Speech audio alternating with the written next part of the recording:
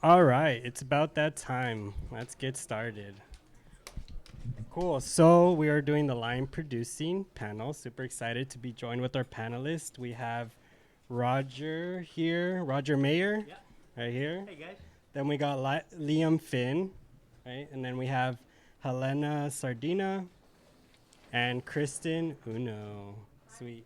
So I want to just get started and ask each of you to briefly introduce yourself, your background, and how you came into line producing and/or budgeting work. Well, I've been making movies for. My name's Roger Mayer. Hey guys. Been making movies since about 9,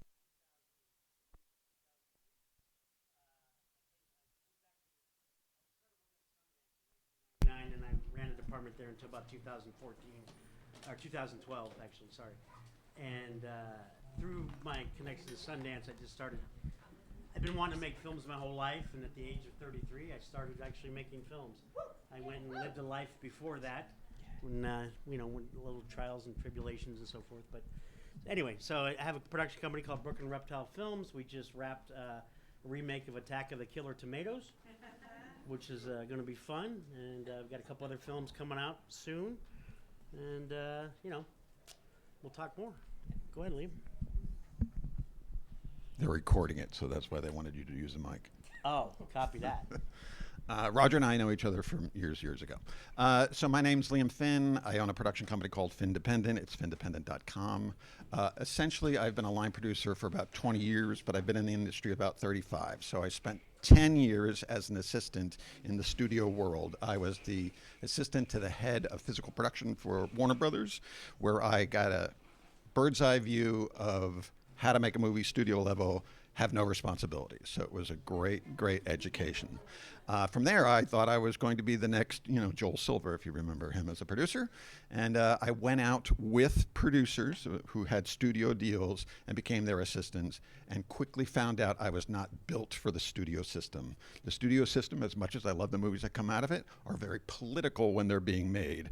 And as someone once said to me, it's like working at the White House. If they don't like you, they press the red nuclear button and explode. And in the indie world, you can fight all you want, but you're still going to show up at Thanksgiving and have dinner with them. So that's why I got out of that. And then I went to a place called Filmmakers Alliance, which was a nonprofit filmmaker collective. Jacques Telemaque, if you're familiar with him, he runs it. And from there, I became kind of a VP of physical production. We and then raised some money to make some movies. That's where I got my start, and then wound up being a line producer. But feature films are few and far between at times, and so I've done commercials and music videos and documentaries and branded entertainment. And so I do everything. The only thing I haven't done is television, and the reason why is because television is heavily unionized. I don't want to work union, not because I don't think that there's anything wrong with it. It's just I have found that it's better to work with people that are wanting to do something creative as opposed to people that are just showing up to get a job done.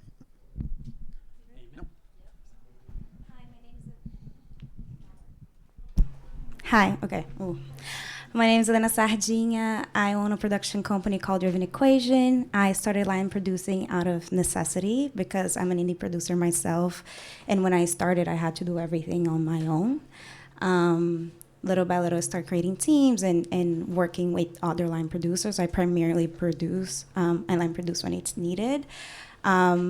We just had a film premiere at South by, and I have a film premiere in Locarno this week. I also joined another company called Symbel Productions, which is a company that's a nonprofit production company focused on female-led content, and we invest in movies as well. And my experience ranges from commercials, music videos. I haven't done documentaries or branded content as much, like for socials, and films, but focusing mostly on feature films and in the indie space, not in the studio space. Hi, my name is Kristen Uno. I got into producing back in around 2016. I moved to Los Angeles, and my best friend was making their first short film, and I offered to help out. And it was the first time I'd ever seen a producer on set. And when I saw what they did, a light kind of went off in my head. And I was like, oh, I'd love to do that. It's creative, but it's also technical and, organizational. So ever since then, I've been producing, and I eventually transitioned to doing it full time. definitely started line producing, out of necessity, and also I just think it's a really great way to get to know production. I just kind of jumped in feet first and just kind of said, hey, I can do this, and started doing it and learned along the way. Since then, I've done short films, I've done feature films, just had a film color book that premiered at Tribeca, and has been on the festival circuit. I'm working on a short film right now about a story centering around the Japanese-American incarceration during World War II. And I also do a lot of work in the commercial world, the branded world, and I've done some television and documentary work as well. Awesome. Okay, so the first question I want to ask is, what does a line producer actually do, and what are the biggest misconceptions of the role? And if you want to dip into producing as well, feel free to. Go ahead. The line producer is kind of like the boss of the company to an extent. Every time that you make a film, you're starting up a new company. You have to build it from the ground up. And so your job is to build the budget and to work creatively with, your director and the other producers and the department heads to build the budget around the creative priorities. And then you move forward with, building all the structures needed to make a production successful, from, hiring, getting insurance, vendor contracts, etc. So it's basically running a company. You asked for misconceptions too, right? Yes, I think one of the please. biggest misconceptions about producers in general and producers is that we're just focused on the financing of things. It's a highly creative role as well, in the sense of that we are constantly thinking of creative solutions for physical problems that we have. And throughout a movie, everything goes wrong. It can go wrong. And it's the job of the line producer, the producing team, to kind of shift that and take the opportunity of something going wrong to create something that sometimes is even better. So I think that's one of the biggest misconceptions about production in general. It's a lot of cigarettes. Line producing is, I produce and line produce at the same time, so I go from development all the way through deliverables and distribution. So it's not just one thing, it's the whole thing from beginning to end. Line producing is running the entire ship. You got you and you got the first AD during production, who kind of really are the two heads that are trying to keep the director and the producers at bay to get everybody focused to get the job done correctly. Sometimes I step in when I think things are going to go too far, or that the time is going to, if the AD can't call time, I'm the one that's going to go in there, or we're the one that's going to go in there and say, done, we can't go anymore. We make some pretty big decisions. Now, a lot of times depends on who your producers are, your money producers are, but usually when I do a film, I usually have that kind of autonomy to be able to do that. Anyway, line producing is it's a tough job. It's probably one of the toughest jobs on a film set, in my opinion, besides being a key grip, or a grip, which is the shortest lifespan of anybody that works in the industry. I would say, and a first AD, that's also a very tough job. But anyway, go ahead, Liam. I would say the biggest misconception for a line producer is you're going to get paid for every minute that you work. That's true. You do not. The other is something called soft prep. I don't know if people are familiar with soft prep, but soft prep is a time when you're still noodling around with something, right? So you're noodling around with, am I getting the money? You're noodling around as, what's the budget? You're noodling around with who is going to be the creative keys on the show. So what happens is that I get a call and somebody says, hey, I have a script and I'd like to turn it into a schedule and a budget. That's what the line producer does. They're the first one to kind of tell you how long it will take and how much it will cost, because you can't manage anything unless you count it. So what we do is we break it down and we determine how much of all these various elements that you're going to need and hand you back a schedule and budget. But the thing to know about that is that there are two ways that this happens. Either you come to me and say, hey, I've got no money, would you do it? And then the answer should not be, a famous actor is going to be in it, that does not mean anything to a line producer. That's Hollywood talk to us. What we want to know is, what is your access to money? Not to be cruel about it or, crude about it. It's just, we need to know, are you holding a fictitious number in your head? Because I can't tell you how many times I've heard somebody said, I've got $1 million. Well, $1 million might be great if, 4 people are talking in a room the whole movie, but $1 million is not great for an action movie, right? So what we're trying to figure out is how realistic you are. You are interviewing us, I'm interviewing you. If you got your feet planted on the ground and you start saying things that are kind of very, down to earth, now I know that, okay, this is a person that I might work with. Now, why would I take you on for free? I probably wouldn't, but, if you don't ask, you don't get. So you might as well start with that. And then the other thing to know is if you have access to your money, they're going to give you some sort of number that they want. Like, I will invest X amount of dollars.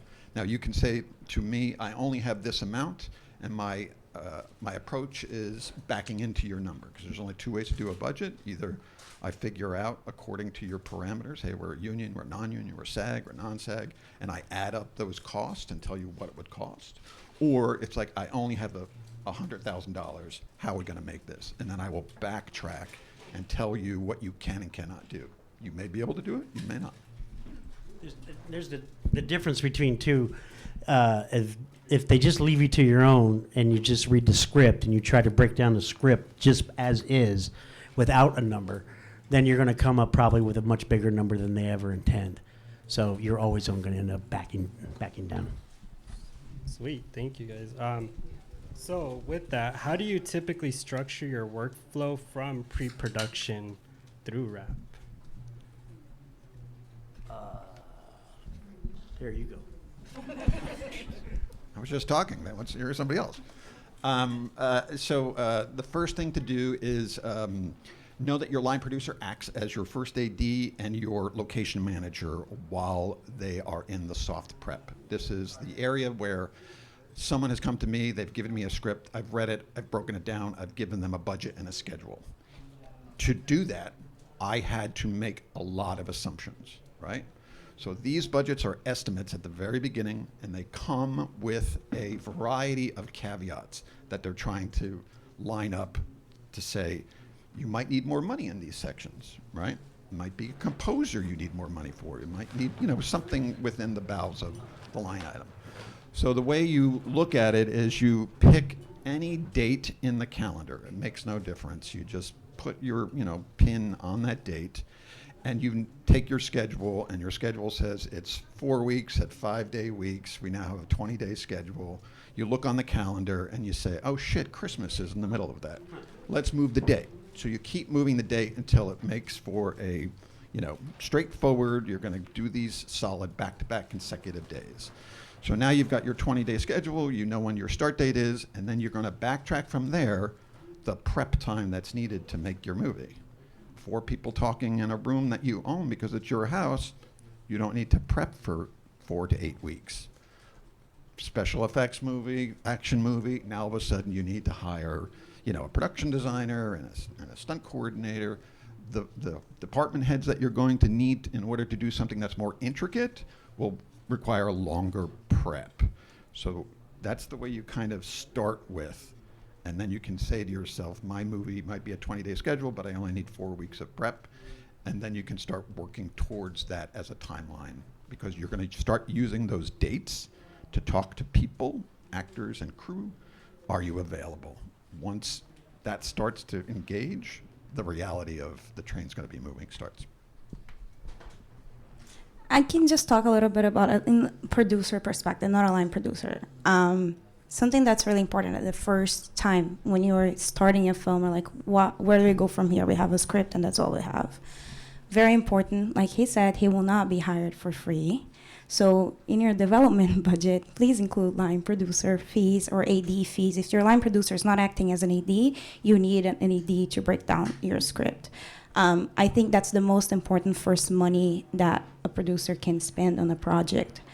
Another thing is figuring out where you're gonna shoot. Is it gonna be where your cast at, or is it gonna be where your story's at, or is it gonna be where you're going to get tax rebate, tax incentives. And figuring out a line producer that understands how to apply for that incentive, that has done it before, that knows how to tag your budget for it, is very important as well. So from a producer perspective, I think that would be like the first things I would do for a project. And I normally budget 2 or 3 different locations, just to see how the film would play out in different areas of the country or outside of the United States. I mean, I think you guys covered it pretty well. A lot of it is definitely budget and schedule. Yeah, and again, I think this goes back to your point earlier, Helena, about it being a creative role, because where you choose to film says something about your creative priorities in terms of, like, are we filming in a place where, like, it's cast centric, or are we filming, some place where, like, this location is going to be very specific and you're not going to get this anywhere else, and we want to prioritize that, or, is it worth it to fly these folks out? It's kind of, it is a very creative conversation at the beginning where you're talking about, like, where do we want to put our resources?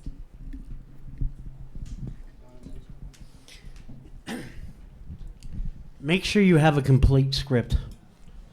And you think that's funny, but we just shot this movie without a script that was being rewritten. This is Tacky Killer Tomatoes deep dive. But the script was continuously in flux. And the original guys who did the first movie were the producers and wrote the damn script. They were 75 years old. One became a state senator in California for 25 years in San Diego. But they thought they knew everything, but the only thing they've ever made were 4 tomato movies.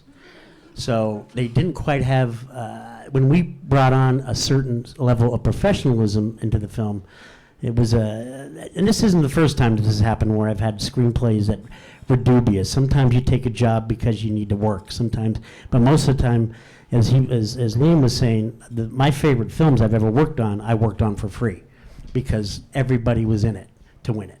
Everybody was collectively trying to make something special. And one of those played Sundance. So I made a feature-length film, $16,000 on Super 16 that played the midnight section of Sundance in 2012 called The Oregonian. But yeah, blind producing from beginning to end. Make sure you have a completed script. Know how to break down that script. As line producer, I also take on the role as the first AD. I don't always necessarily get paid up front, but I normally try to do these days.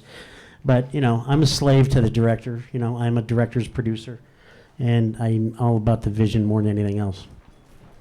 Sweet. And I love that we touched upon the creative side of it, right? Because I think that is a super important part.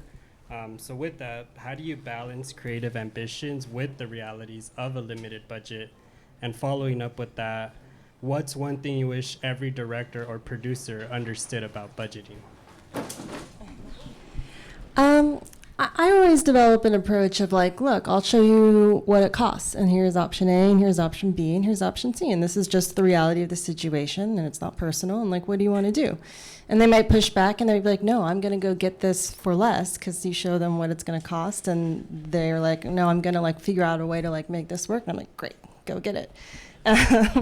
But I mean, at the end of the day, things cost what they cost, and you have to do things safely, and you have to do them within the rules and the regulations, and it's your job as the line producer to hold that line and to ensure that, you have a safe set and that you're holding people accountable in terms of, the reality of what you can achieve, and that you're not fudging things too much or over-promising. And I definitely think that when you're young and early in this job, there's this desire to overpromise or to say that you can do more than you actually can, and that doesn't ultimately benefit anyone. So, it's kind of a balance between, being realistic, but then also not losing the wonder of, like, well, let's go for it and let's try. And that definitely gets, can be more challenging the more that you work. But, yeah, I just tend to, like, lay out, like, here's like some ways that I would problem solve this. Here's some creative solves, and here's what, like, each of them would cost. And then, like, what's your preference? What do you think? Or, like, if we put all of our eggs in this basket, then that means that we're going to have to cut this scene, or we're going to have to reduce the characters over here to pay for it. So, again, it's creative problem solving in that way. I mean, all you can do is paint a picture, and then they'll tell you which one they want to paint. Yeah, I agree with that. And you said that earlier in another question, but where you put your money in is where your priorities are, and I like to call it the philosophy of a budget. So when we're developing the project in the beginning, what's the philosophy of our budget and how are you approaching the overall scope of the film, where the most amount of money is going to be at dictates where your priorities are. And a question I always like to ask my directors is like, is this a need or is it a want? Is this going to affect the sale of the film? Is going to bring more production value into the film, or just something that you imagine in your head that is going to be amazing? It doesn't really have a real answer. So if you keep asking the why, like a therapy session, maybe you'll get there. Something I wish directors would know, all directors would know, is that things are not as simple as they seem to be. Sometimes people are just, we're just gonna add 2 more people. You just call 1 more person, but then that's transportation, that's food, that's logistics, it adds on. 1 more person can cost you a lot of money, and just most young directors or emerging directors have this idea that's just simple, it's easy to fix, but it's not.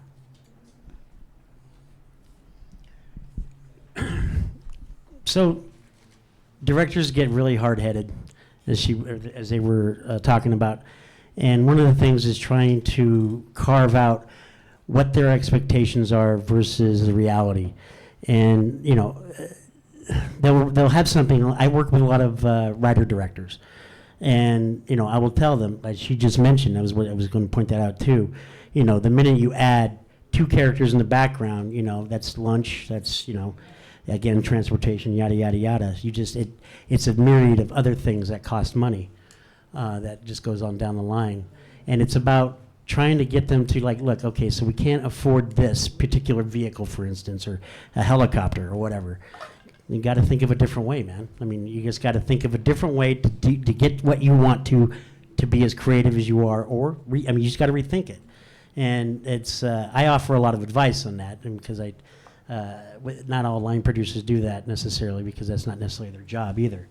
But I work with a lot of directors to try to get them to reassess exactly what is reality and what is not, I guess. Yeah, so these were excellent overviews as to what it means. I'll give you the detail, which is I'm a lieutenant, not a general. The producer is the general. I present the answer. The general decides what the action is. So you come to me with a script and you've got a rain scene, and I say to you, boy, rain is very expensive, but I'll tell you what it costs. And then they say, I really need the rain scene, and I will tell them day or night. Big difference. Don't see very far at night, see very far during the day. So these are the kind of, like, you know, you as the producer have to make that decision where it's important. The other thing is not knowing about budget, which I wish people knew, is every day is an hourly. So I want you to think of this. The standard is a 12-hour day. I want you to take the minimum wage in LA City that you have to pay is $17.87. I want you to times that by 14. You will find that you get $251. That is what you have to pay everyone every day they work. Now, it doesn't mean you're going to hire anybody for that. Doesn't mean they're going to work for it. You don't know what skill level you're going to get for that. But keep that number in your head. Times that by the number of people that you have every day. You could have a 5-person crew. You could have a 30-person crew. Times that.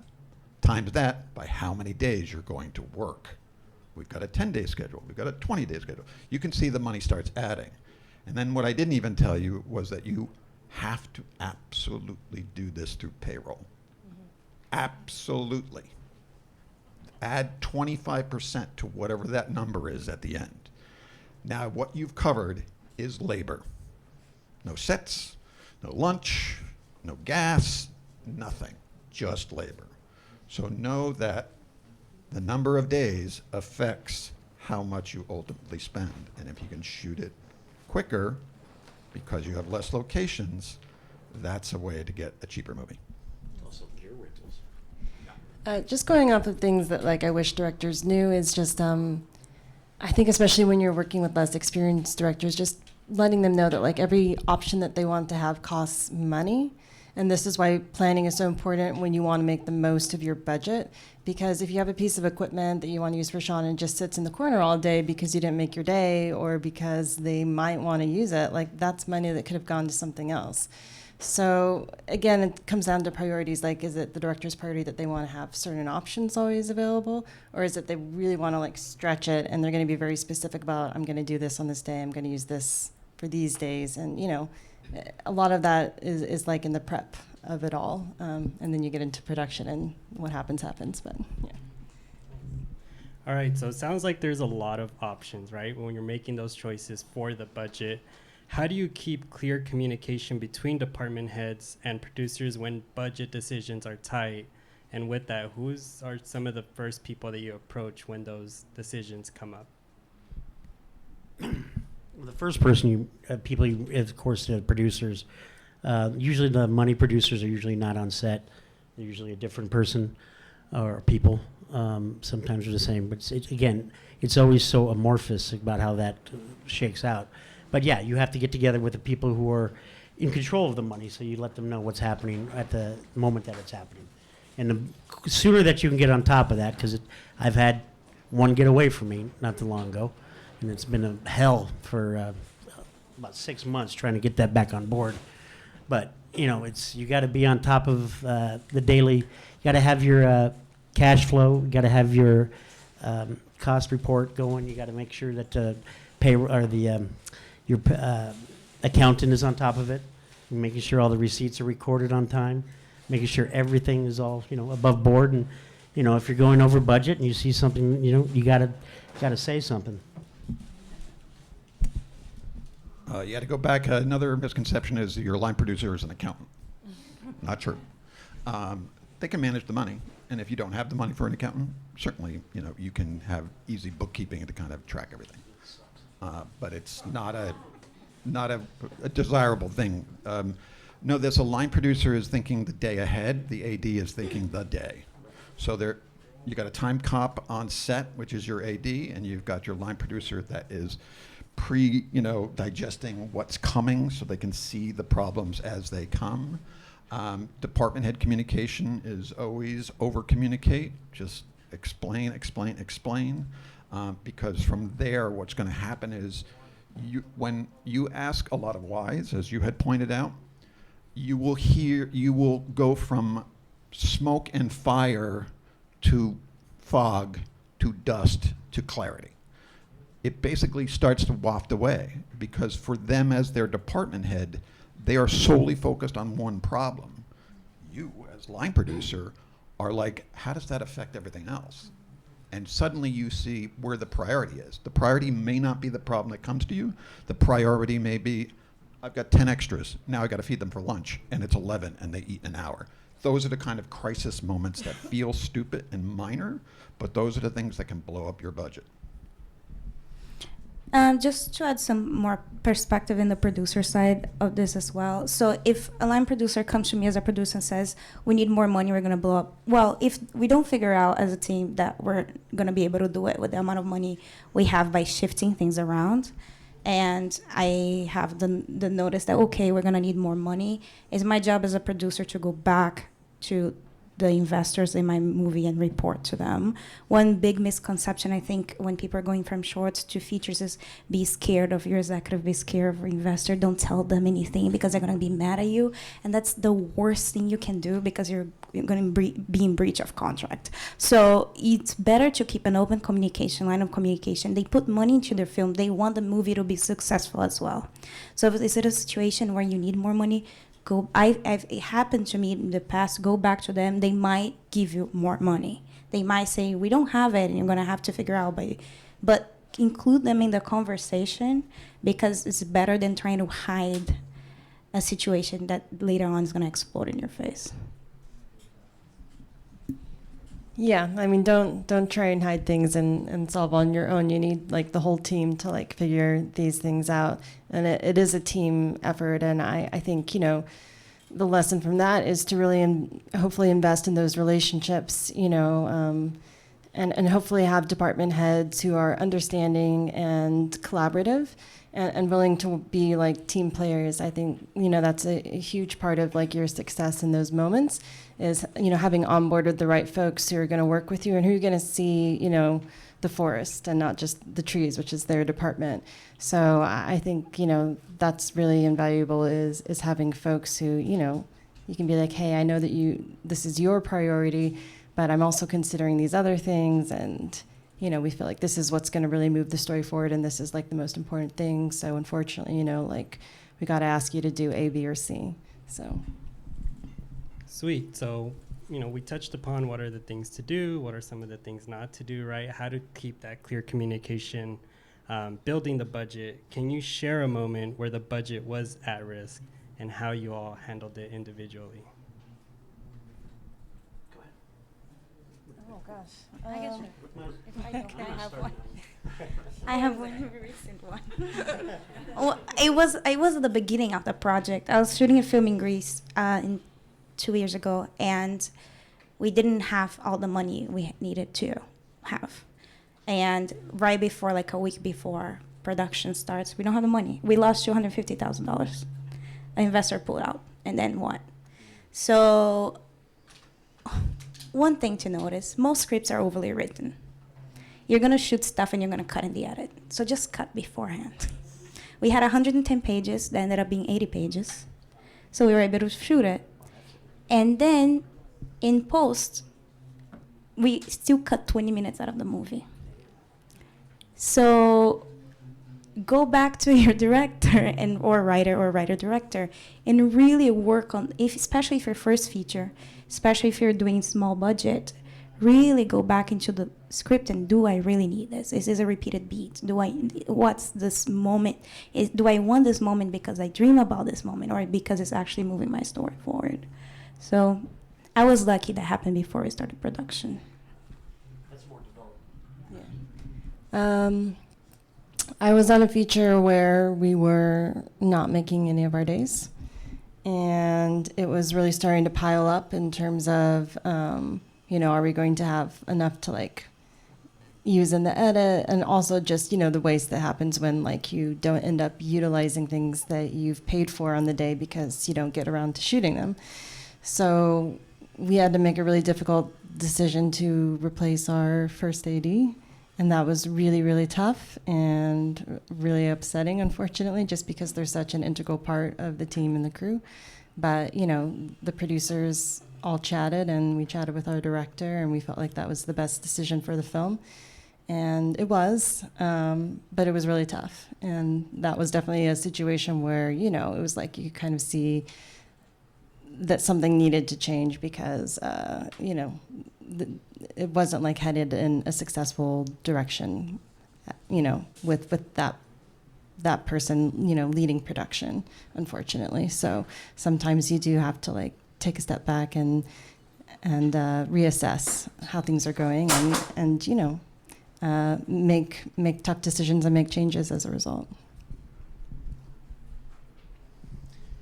I did a movie years ago with a director was a rock and roll musician, and he showed up 2 weeks before we started shooting. He was a director, and we'd already been in prep for about 4.5 weeks.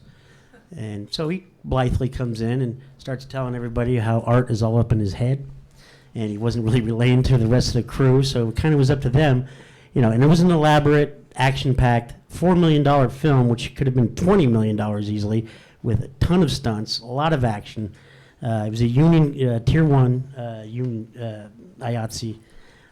But the thing is, about three-quarter mark into the making of the film, it was pretty much I had to put the brakes on.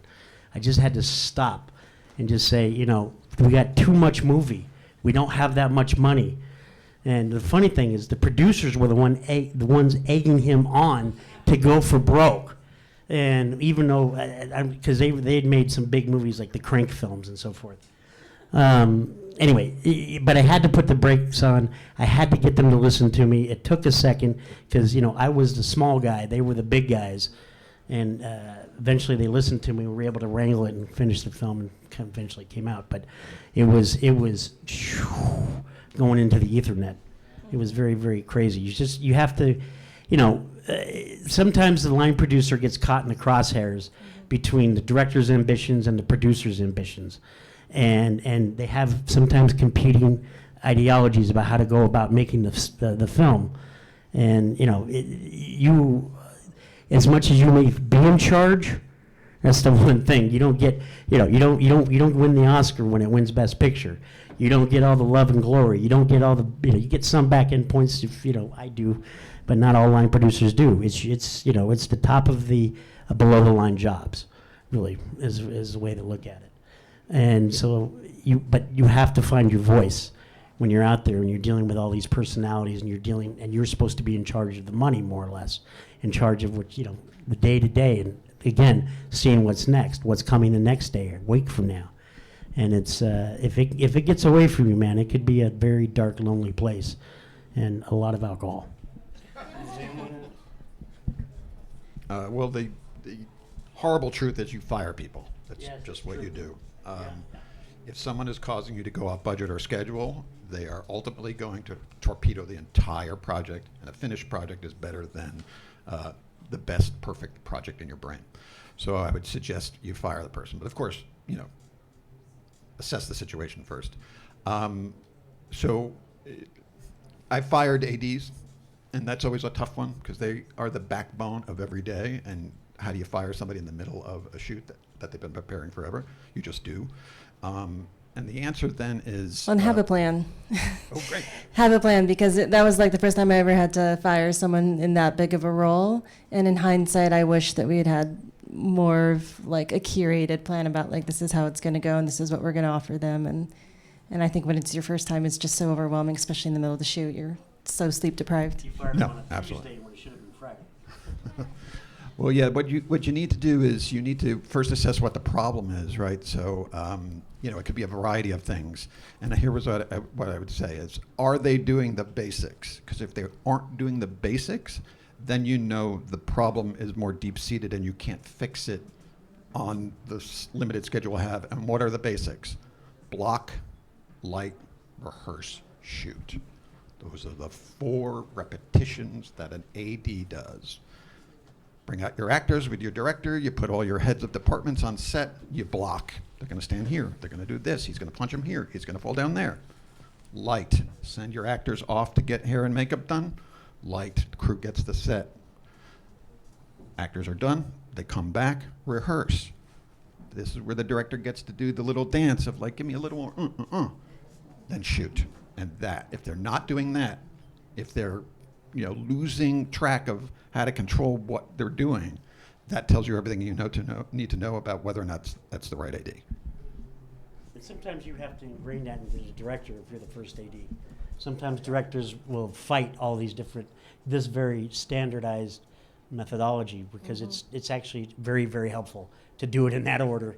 And you'd be surprised how many fight it for various reasons. But having a first AD who can dictate that and keep control. And another thing is sometimes ADs have a tendency to get a little loud. They yell and people stop listening to them. Once that's lost, that's a hard thing to come back to too. So a good first AD is somebody who knows when to turn it on and when to turn it off. Knows when to be hard and when to be, let them do what they got to do. It's a delicate balance. It's a tough job. So definitely a lot of things that can take the budget over, right, and can run its course. With that kind of following up, what are the most common budget-breaking issues that catch newer producers off guard as they're building budgets or just through production? It's always art department for some reason for me. Art department's always an MFer because it's almost an exact science, but it's not an exact science. Camera gear is going to cost this much. G&E gear is going to cost this much. It's all, tangible. But when you're creating, you're building buildings or you're, sets and you're, with all the set deck and all the props and everything else, that can just go up and down and inflate. And it all depends on the vision between the director and the production designer and the art director and the prop master. And, it's art department's always been my bailiwick. Locations. Locations is going to be your most expensive expense. So you want to limit them. You want to not do a bunch of company moves, which is being in 2 different places on the same day because you lose a lot of time. And the biggest thing that robs a production of money and time are transitions. So I start shooting here. I now have to go to my next setup here. And the time between it takes from here to there can be vastly different because they've got to do a makeup change or a wardrobe change. Or it just, you start to get into just people gabbing and talking and not focused. And then all of a sudden you find out it's 20 minutes later. So the other thing I would say to you is, much like I told you about what an hourly rate is, think of the day in the same way. You've got a 12-hour day. Let's just go with the typical low-budget production, which is you cannot afford a prep day. You have to come in on the day you're shooting, and you got to be out the day you're done. So let's take an hour and a half off of that 12-hour day, because that's what it's going to take to park the trucks and know where everyone's going to be and get them into this place. Then you're going to have to feed them. Now, technically, lunch is a half hour if you provide it, but really it's from the last person that gets their lunch, so figure it's 45 minutes. We're now at 2 hours and 15 minutes out of your 12-hour day. And then you got to get the hell out of there. Now, breaking down is a lot faster, but just make it an hour. So now we got 3 hours and 15 minutes. That leaves you 8 hours and 45 minutes to get the rest of your day. How many pages are you doing in that day? I'm doing 5 pages today. Okay, 5 pages basically means I'm going to get like an hour and 45 minutes for each page.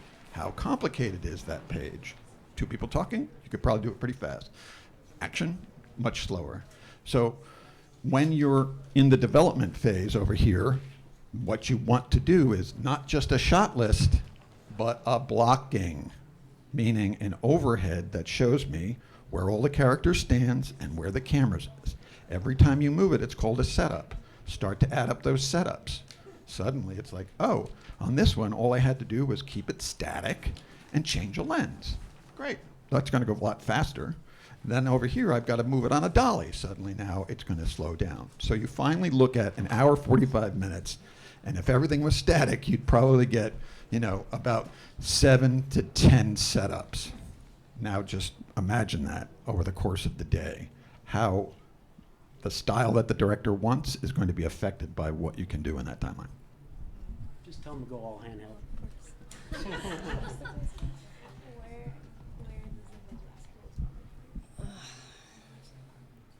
Yeah, I feel you on art, and I also feel you on locations.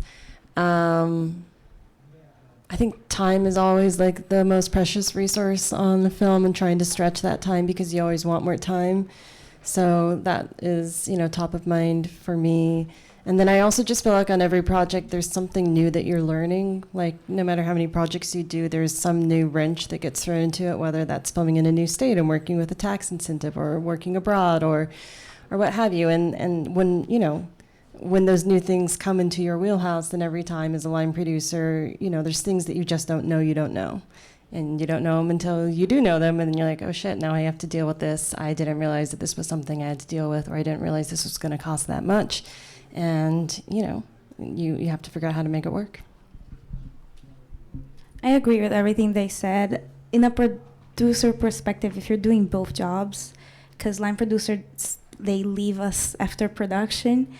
Post-production is often overlooked. Music rights, deliverables, all of that costs a lot of money. And don't forget your post. Normally people are like, oh, we're going to shoot and then we can keep raising money for post, which is true. But there's also the variant which you won't be able to. So don't forget about getting those quotes correct. Yeah, the worst thing you do, it happens all the time, but when you start digging into post to pay for production, it does happen, but she's right, Once you get into post, it's a whole nother ball of wax, and that stuff's, those numbers are pretty solid when you're in your budget. Those are not wavering. You usually get quotes for your production, for your sound, for your composer, for your color correction, for your editing, for all the, whether you have graphics or CGI or any animation. So you don't want to kill your post. Yeah, momentum is a thing. If it dies, like you're saying, oh, we'll raise money for post, it usually just withers for a long, long time. And then you're going to be constantly answering to all the people that were like, you promised. But I'll give you an exception to the rule, which is, Chris Nolan's first movie, The Following, was shot 1 day a week over the course of a year, right? Because he didn't want to quit his job, and they were doing their, having their regular life, and they couldn't afford to make a movie in a condensed timeline. At the end of that year, they put the movie together. What's the problem? The problem is the actor has been getting haircuts over the course of the year, and suddenly he's like in different hairstyles throughout. What does he do? He changes the dynamic of the storytelling to be told in a non-linear time way. What is he known for? Fucking around with time in all of his movies. So it can be a creative solution as well. Just keep that in mind. Awesome. Okay, so last question before we open it up for questions from the audience is, what are some good traits in directors that you work with? Being able to listen, being able to lead. Those two things, they sound simple enough. You'd be surprised how challenging it is. A director is a lot of times the center of the universe. They get hit with questions from every single person, every department. Like sometimes it could be taxing and quite overwhelming. And when they get onto a set and they look at what they're doing, even with all of the setup and preparation, sometimes they can get lost. So it's being able to, and being able to listen. Like if there's somebody that's experienced, that's on your set with you, that has, has an idea that's going to help solve the problem that you're in the weeds right now to make this day go faster and still accomplish what you need, listen. And maybe take that advice. But sometimes you'd be surprised how stubborn directors can be. So being able to be humble and also still have that swaggering ego that's sort of necessary. And just don't be a jerk. I think being a good collaborator in general, being able to listen like he said, but also remember that the one person who will benefit the most out of this movie being done and being great is you. Everyone else is not going to get the praise, the applause, the press. Is going to be you. And so be humble and grateful that there are people showing up every day to work with you in your vision and in your project. And even if they're getting paid, this is a brutal work. It's really hard to be on set. It's many hours that people are away from their families. So don't forget that, and be grateful and humble, because there's so many directors that are just not that. And it makes it really hard. Like, people are not going to work harder for your movie if you're a jerk and mean, period. Yeah. Oh, yeah, no, I totally agree. And I think that goes into what you're talking about in terms of, being a good leader and a good listener. I think a good leader is humble. I think a good leader is grateful. I think, a good leader is somebody who cares about the crew and sees the value that they bring, and that it really is like a team effort. I think it's tough as a director. You do have to be collaborative. At the same time, you have to hold on to your vision, and you're going to have a lot of people coming at you with opinions, and you should do this or you should do that, and you have to hold on to what you feel like is correct and be confident about that, and fight for the things that you feel are important, and then learn to let go of the things that you need to let go of. So it's a balancing act. Yeah, the letting go, I'll add on to that, which is, this is a trait for everyone, not just the director, which is reset every day. Whatever your problem was yesterday, You've got 8 hours and 45 minutes to make your magic today. Okay, so get rid of that. The other thing I would say is just know that in the future, here's what's going to happen to the perception of how it was run, and be mindful of this bias, which is 20-day schedule, 8 hours and 45 minutes a day to get our 100-page script in the can. While we were shooting, had to compromise, had to get rid of the dolly shot, had to get rid of the crane shot, had to da-da-da-da. Now the director is in post. Who's in post with the director? The editor. Was the editor on set? No. Was there anybody on set there to help explain why it is the way it is. No. So the editor can start souring the shoot. Oh, if only you had this shot. Only if you had that shot. Da da da. That can get into a mindset where the director is like, that fucking DP. You know, that's the problem. Be mindful that your vision in your head is perfect. What you're going to come out with is what you have. And how do you turn that into the magic? Okay, awesome. With that, we'd like to open it up for questions. Go for it. Yes, sir. Yeah, Liam, you mentioned earlier that you try and stay away from the union production side of things. What No, does that go ahead. mean? What does that mean? No, I don't mean stay away. No. Yeah, like. No, the answer is not stay away from the unions. I do not opt to work for the unions. Right. That's my personal choice. Yeah, and I'm curious as an independent filmmaker, because I am like looking at what the numbers are versus doing not, and yeah, just wondering like pros and cons and all. That is usually the decision. The decision is a monetary one as to why to go union or non-union. I would. No, go ahead. And just to be clear, when we say union, we're really talking about IATSE and Teamsters. Correct. You're going to go SAG, that's a union too, but you're going to use SAG actors in your film. I mean, more likely than not. It's one thing that you do, but you still call that non-union, even though you're using SAG actors and you're not using IATSE or Teamsters. So I just wanted to make sure that you're clear on that. And what does that mean? Like, is that a number? Like, say if it's a film that's over $30,000, that now means you have to use IATSE type things, or like, what is that defining? How Well- can it be SAG, like SAG union, but not above board? So let me unwind it just a little bit. You have how much money? Let's say $30,000. Okay, so $30,000 is a micro budget level shoot. Yeah. You're not going to be union anything, to tell you the honest truth. There is a micro budget level at SAG if you wanted to get those actors. You could do that. Is that a feature for that? No, it's a short. Okay, so you can still use SAG actors. You don't even have to pay them. There you go. If you kind You of can fix defer it. their pay. Yeah, Yeah. as a short correct. film. I'm not the moderator. I'm sorry. Yes. I had a question because this just happened on a friend's film recently, and it was kind of heartbreaking. She did $2 million budget, and IATSE, the camera crew, got together and flipped it. I'm still not sure I understand exactly what that means. That they had to go union, and then now they have to re-budget to pay into pension and health. Is that?